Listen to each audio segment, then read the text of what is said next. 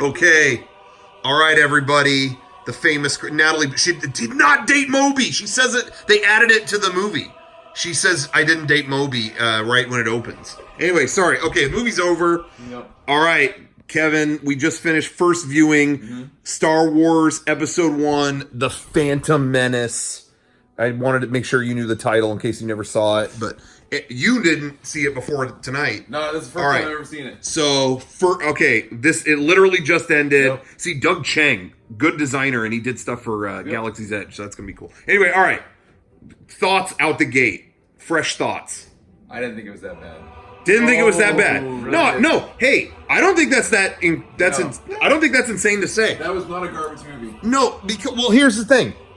There was like 20 years of pent up anger about that. So to me, you were never going to have that. You know what I mean? You didn't have that. Well, and honestly, people have thrown such a, I'm going to turn this down, have thrown such a fit about it for so long. It could never live up to how bad people said it was, and people right? waited how long for this movie? Yeah, exactly. I didn't wait for this movie at all. Yeah, exactly. I watched the originals. I was like, okay, cool, and then I watched the newer ones. And you weren't going to like fan conventions, No. Yeah. and like reading the books and had all this expectation for what it could do. Yeah, exactly. I don't know anything about the lore. I don't know. It's anything. not a trash movie. It's just got a couple trash parts. Cool. But, yeah. But overall, I enjoyed the movie. Yeah, it's fine. Well, Still no Star Wars stuff is disappointing me yet. wow. But do you think? I mean, I didn't think for a second that you were going to hate it as much as other people. Because I just think again because it's been all this stuff has been worked up for so long. I didn't think you would feel that. No. But how does it compare to the other ones? Not at all. Oh, really? It definitely it doesn't hold up to like the original trilogy or even the newer ones. Sure. I like the newer ones way more than this, but this is still good. I still enjoyed watching this, and Yeah. Did you like Jar Jar and his wacky antics? Yeah, like what did you think of that? Steph, did you like it was when goofy, but I didn't care that So much. you It weren't- wasn't as grating as people landed on. Did you like it when the thing farted in his face and then he You gotta have a sniffed fart it? joke sometimes. No, I thought that you don't need a fart joke in Star Wars. You don't need Yeah. farts. I definitely think that they're like almost. Okay, sorry about that. I don't know what happened. The camera like shut off or something. I was trying to diss It was a part of Force episode. Ghost. It was, dude. A Force Ghost took over the TV. What the hell happened to that? But anyway, what I was gonna say was like every other shot in this movie is a creature gag. And I could not understand that. When I saw it, that was the real disconnect that I had with it was just like, why do you feel the need to do like this creature gag every single I want shot? to show off the creatures, dude. Why Yeah. in the middle of this big intense race they stop to show a guy selling food? Like, Yeah, or like knock a little thing off a ledge. Yeah. It's just all of that weird. too. It's all of the tattoo. Yeah. yeah, it's all of Tatooine. And I never understood that. what they were doing until this is going to sound funny, but until I saw Captain EO again when they brought it back in the 2000s at Disneyland. And it's got it's Michael Jackson with all these fucking creatures. And I realized this is all George Lucas wants to do is like crazy effects and impossible creatures. Yeah. That's all this guy wants to do. Well, He just like- wants to push technology, That's like his whole MO. You were telling us the one scene when they get the Coruscant and it's like Yeah. it's not in the movie, but it's on this where they had to show them getting in the car. Yeah. It And wasn't in the theatrical version, And but it's because in of that, this. he added some Wolfman Butler. Yeah. It's like he just wants to make funny. They're like, ooh, look at the fun, cool thing I made. Yeah, and push That's it. technology. Like, I really think that's why there's that whole battle with the droids versus the Gungans on that Windows 95 wallpaper or whatever, Windows XP, whatever. Because it really was just, we can do it. Look, we have the technology to do a battle where no one's real. You know what I mean? Yeah. Like, there was a lot of just, like, he really just wanted to, like, flex technology and see, like, what can we do? Like our imagination's the limit, But you you weren't bothered by the humor too much, though, or anything? Or No, not really. It was a little much, but that didn't Yeah. distract me from it. I really noticed watching it this time, though, that how much say what you will about the newer ones, whether you're a fan of them or you're not, how much the newer ones really do match the tone of the old Star Wars more than the prequels did. Oh, Do you know what I mean? 100%. Like that, in watching this, I'm like, wow, these really don't speak the same language kind of at all. Yeah. I mean, there's things that, as we say, they echo, like kind of the Death Star moment in this movie was blowing up the trade ship. You know, there's little like similar moments, but in terms of the energy of the movies and the vibe of the movies, right? It kind of feels like it's not the same as the old ones, whereas the new ones really are chasing that, you know? Yeah. Did you kind of understand the whole like Senate plot and what was going on? Yeah. Did you get? We stopped the movie enough times to talk about. Yeah, we did have to pause it. Do you understand what the Phantom Menace is? No, I don't really. Okay. Well, that's got to be the Sith, right? I mean, the Sith crept back into the. Yeah, it's Darth Sidious. It's Yeah. like, oh no, he's on this side, telling these guys to do this side, and then Palpatine's over on this side, and it's Well, and keep in mind too, what the director intended was that you're eventually, when all of them are out, you're supposed to watch them 1 through 6. And so at this point in the story, we're actually not meant to know about Palpatine. Yeah. Like that's meant to be like, are these the same guy? Like you don't know. And they play it up kind of interesting. Like what is the connection between these two guys a little bit? One of the last shots at the awards ceremony is at the funeral pyre. One of them says, Mace Windu says, was it the master or the apprentice? And then it cuts to Palpatine. Yeah. I mean, it's like that's foreshadowing. That's like sowing the seeds. This is big foreshadowing, and it's like, oh, we know. We do. We know. But I wonder if you had watched these all in a row, that was your first time watching any of these movies, if you'd be like interested in that part of the story, like, okay, you wouldn't know or something. But I feel like, is it obvious? You know, I don't know. I'm that might be a big suspension of disbelief. But anyway, what did you like? What did you like about the movie? And was there anything you really didn't like? I thought all of the fast-paced stuff was awesome. Mm-hmm. Like all the directing and the choreography of like all the fight sequences and things like that. Yeah, I think most people agree that's the coolest shit in the movie. Did you like their forced dash? Yeah, the beginning of the movie. Goofy. I forgot about that. Yeah, same. I don't even know they can do that, but I don't know. I don't get taken out. I don't get taken out of movies by stuff like that. No, I go with it. No. That's like their force ability. You know, it didn't bother me. It's done. Like, I'm not like, I hate this movie for the rest. Of the but it is. But it was funny to me. It was funny. Well, to it's me, because it's done so oddly. I mean, when you're watching it, they just appear. Yeah. You don't see them move. Yeah. You just they zip. They like Looney Tunes cartoon, just like whoop. Yeah.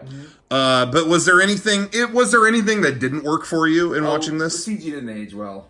Yeah. Like, that's the big and thing. this uses a lot of it. Man, this movie. And I remember, I've said this before, I remember distinctly, whoops, I'm zooming in and out on Kevin. I remember specifically before this movie came out, I was going on like news groups to find like there were rumors about the new Star Wars movie, and the two big rumors that came down the pipeline when I was on Star Wars news groups were, we heard from the set, C-3PO is in the movie but doesn't look the same, like he's in a different form. Yeah. And so it was like, did you know that was in there? No. Oh, okay, you didn't know. I knew he was in the movie, but I didn't know what he looked like or anything like that. Interesting. Well, there was a rumor, he's in a different form. What's he going to look like? That was one. And then there's a character who's all CGI. Like, who's it going to be? And there was all speculation it was a droid or a Jedi, like this one Jedi. He's like ethereal. He's just CG. No one knew it was going to be Jar Jar Binks. Like, no one knew it was just going to be some creature, like, falling around, whatever. But anyway. There was a bunch of stuff that surprised me in the story. I didn't know. Really? Padme? Liam Neeson. Qui-Gon Jinn. Qui-Gon Jinn died. I didn't know that. I had no idea. Oh, no kidding. You didn't know that. I was surprised. I didn't know that was going to happen. I mean, you also Did didn't you know see his the- name before the movie started. that's fair. I feel you. Or like, what about? Did you see the switch coming that Padme was actually Queen Not at Amidala all. the whole No time? kidding. Not at all.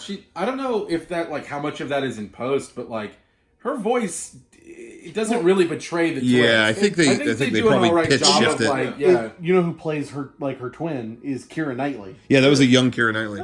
I thought they're both credited as Natalie Portman in this.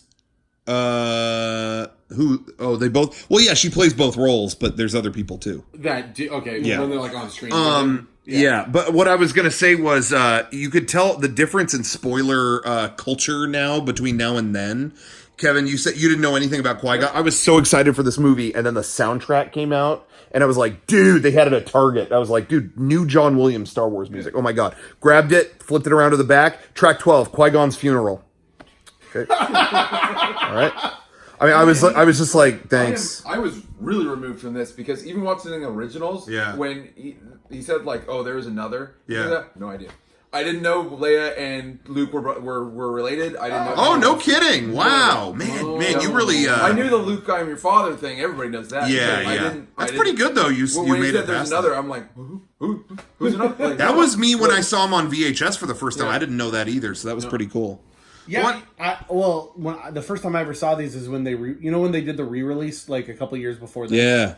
That whole Luke, I'm your father thing. I was only like 8. Those were the first time I ever seeing it. Oh, that floored me as a kid. Yeah, I mean that's the best plot twist ever. Yeah, and that's the thing is I mean everyone says it, but watch it. They say the director George Lucas wants you to watch them 1 through 6. It really does spoil that twist, and I feel like why would you deny any kid that? Like if a kid's gonna watch them all in order, I still think you got to watch them when they were released in the order they were released. 2 and 3 yet, so he doesn't know what happened. He doesn't know that Anakin could. I mean, I don't. You don't know what's going to happen. I don't know. Anakin, it sounds like he's going to be an upstanding citizen. Good kid. So, I don't know. Sounds like he's going to be a good-ass pilot. Yeah. So, well, there you go.